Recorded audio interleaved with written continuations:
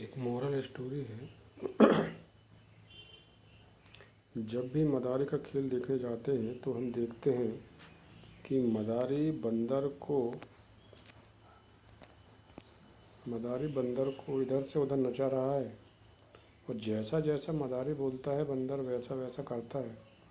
लेकिन कभी आपने सोचा है कि जो बंदर जंगल में एक पेड़ से दूसरे पेड़ पर कूदते रहते हैं वे किसी के हाथ नहीं आते, फिर भी मदारी उनको कैसे पकड़ लेता है? ये सवाल हमेशा हमारे मन में रहता है। इस सवाल का उत्तर तो बड़े बड़े ज्ञानी लोग भी नहीं दे पाते, लेकिन मदारी ने थोड़ी सी बुद्धि लगाकर बंदर को अपने काबू में कर लिया। आइए जानते हैं कैसे। जब मदारी बंदर पकड़ने जाता है तो वह बंदर पर सीधे हमला नहीं करते, वह सीधे बंदर को देखकर जाल नहीं डालते। मदारी क्या करते हैं, एक बक्सा है उसको लेते हैं, उसमें थोड़े चने डाल देते हैं और उसे जंगल में रख देते हैं और खुद चुपचाप एक जगह छुप जाते हैं। अब कुछ टाइम बाद जब बंदर उस बक्से को देखता है तो सोचता है कुछ तो है। वह बक्से के पास जाता है और उसमें रखे चने को देखकर उसे खाने की सोचता है और वह डरा हुआ भी रहता है। लेकिन बंदर को सबसे ज़्यादा चने पसंद होते हैं तो वो बॉक्स में हाथ डालकर चने को उठाने लगता है और अब होता है उसका खेल शुरू। जो बॉक्स रहता है उसमें इतनी ही जगह होती कि बंदर का हाथ खुला हुआ हाथ ही अंदर जा सके और खुला हुआ हाथ ही वापस आ सके। अब बंदर जब हाथ को बॉक्स में डालता है तो हाथ चला तो जाता है, लेकिन धीरे ही जैसे ही बंदर चने को उठाकर हाथ बाहर निकालता है तो हाथ बाहर नहीं निकलता और वो वहीं फंस के रह जाता है।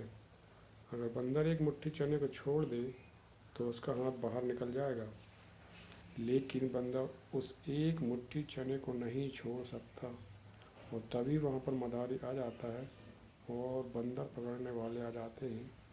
लेकिन बंदर तब भी उस एक मुट्ठी चने को नहीं छोड़ता और मदारी उसे पकड़ लेता है। ऐसे बंदर को पकड़ा जाता है। थोड़ा सा लालच देकर बंदर को पकड़ लिया जाता है। यही कारण है कि थोड़े से लालच के कारण कई सारे लोग गलत कार्य करते हैं। इस स्टोरी को पढ़कर आपको समझ आ जाएगा कि थोड़े से लालच की वजह से एक आज़ाद बंदर को भी अपनी जान का खतरा उठाना पड़ रहा है। अगर बंदर एक मुट्ठी चने को छोड़कर भाग जाता है तो वह बच सकता था, लेकिन उसने ना ही चने छोड़े और ना ही वह भागा और मदारी उसको पकड़ लिया। कई सारे लोगों की ज़िंदगी में भी वही होता है जो उस बंदर के साथ हुआ।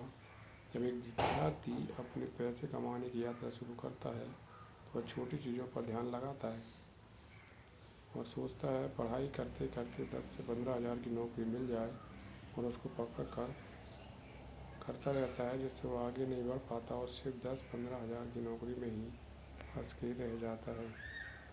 अगर इन छोटी सी उलझनों में उलझ जाओगे तो आगे नहीं बढ़ पाओगे। इसलिए अपनी खुद की पहचान और कुछ बड़ा करने के लिए सबसे पहले पूरा प्रयास करो कि आपका जो सपना है।